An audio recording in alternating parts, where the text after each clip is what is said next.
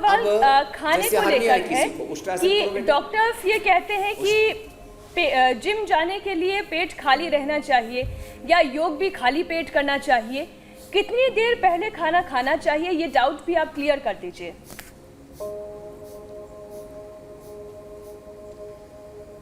योग करने के कम से कम 4 घंटे पहले लाइट फूड, वो बहुत भारी खाना है तो 5-6 घंटा पहले। किसी ने लड्डू जलेबी बहुत कुछ माल रगड़ रखा है तो 6 घंटे बाद। अच्छा, हल्का खाना खाया तो 4 घंटे बाद। जूस पिया है तो आधा घंटे बाद। ये तो योग के बाद वाला आहार है। दोपहर किसी ने यदि 12 बजे भोजन किया है, पूरा भरपेट खाना खाया है, तो 12 बजे खाना खा के 6 बजे योगाभ्यास किया जा सकता है। हम रोज करवाते हैं यहाँ पर, शाम को भी योग करवाते हैं ना, 2 घंटा शाम को कराते हैं हम 6 से 8। तो ऐसे खाने के 6 घंटा जो है, खाने के 6 घंटा बाद और खाने के बाद 10-15 मिनट बाद कुछ भी ले सकते हैं।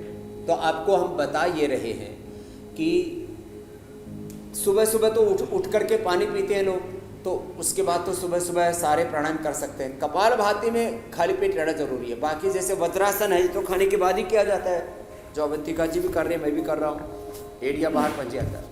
तो ऐसे ये तो खाने के बाद कर सकते हैं। अनुलोम विलोम जो कैंसर के रोगी हैं, हार्ट के रोगी हैं, ऑटोमेन डिजीज़ के रोगी, अर्थराइटिस के रोगी, उनको खाने के आधा घंटा बाद करवा देते हैं। लेकिन ये जो बाह्य प्राणायाम है, आप अनुलोम विलोम करो बेटा अवंतिका। बाकी देखो ये कपालभाति बाह्य प्राणायाम,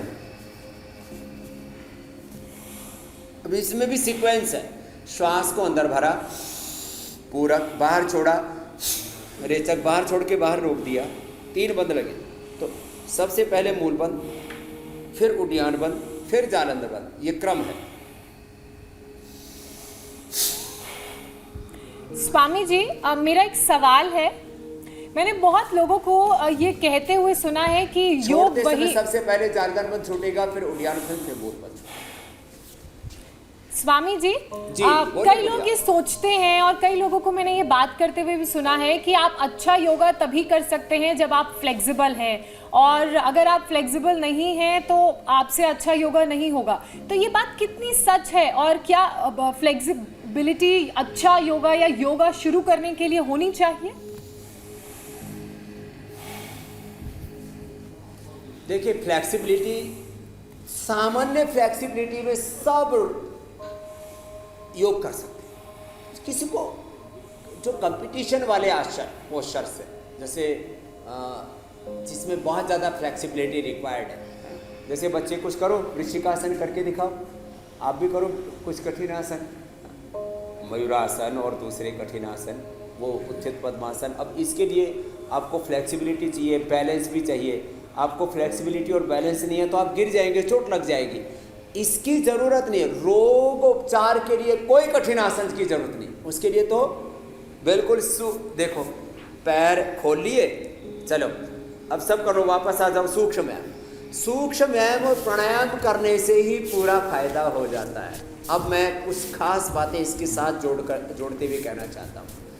योगाभ्यास में ओबेसिटी में, स्पाइनल कॉर्ड की प्रॉब्लम्स में, डायबिटीज़ में आसन विशेष लाभ करते हैं। इसके अलावा जितने भी रोग हैं उनमें 99% बेनिफिट प्राणायाम और ध्यान से होता है। तो प्राणायाम ध्यान पूर्वक करें, एकाग्रता पूर्वक करें। इसलिए मैं कहता हूँ right method, right timing, concentration, continuity के साथ एकनिष्ठ होकर के, योगनिष्ठ होकर के, पूरे समर्पण से, जिसको अभ्यास कहते हैं, तत्र स्थितो यत्नो अभ्यास है, अभ्यास वैराग्याभ्याम तन्निरोधा। और जिसकी योग निष्ठा मजबूत होगी, उसकी सेवा निष्ठा, कर्तव्य निष्ठा, संबंध निष्ठा, राष्ट्र निष्ठा, उसके अंदर सारी निष्ठाएं भी प्रतिष्ठित हो जाती हैं। तो योगाभ्यास में मैं बार बार रोज़ योगाभ्यास कराते इसमें एक बात कहता हूँ, सूक्ष्म व्यायाम करते हुए, बटरफ्लाई भी कर लो, कि भाई देखो, प्राणायाम सबके लिए मैंडेटरी है। जो बड़े बेनिफिट है, SLEMS, autoimmune disease, rheumatoid arthritis, hepatitis, colitis, psoriasis, ये जो बड़ी बड़ी बीमारियां, कैंसर जैसे रोग और कोरोना के आफ्टर इफेक्ट्स, ये सब के लिए जो मैं बात करता हूँ, डिजीज और डिजीज के कॉम्प्लिकेशंस, ये सब दूर होते हैं। तो किससे दूर होते हैं?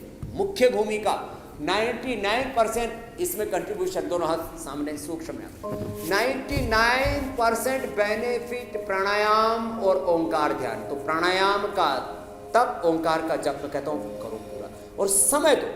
असाध्य रोगों में हम आधा 1-1 घंटा कपालभाति अनुलोम विलोम कराते हैं, और rheumatoid arthritis, hepatitis, colitis, psoriasis, ऐसे कैंसर जैसी बीमारियां कि शरीर में गांठें थी, आपने खुद देखा है। मुंबई से पूरा परिवार ही आया हुआ था, स्नेहा, उनकी ननद, कि दोनों को ये था पॉलीसिस्टिक ओवरीज थी, दोनों की ठीक हो गया, हार्मोनल बैलेंस हो गया। आधा घंटा कपालभाति अनुलोम विलोम किया।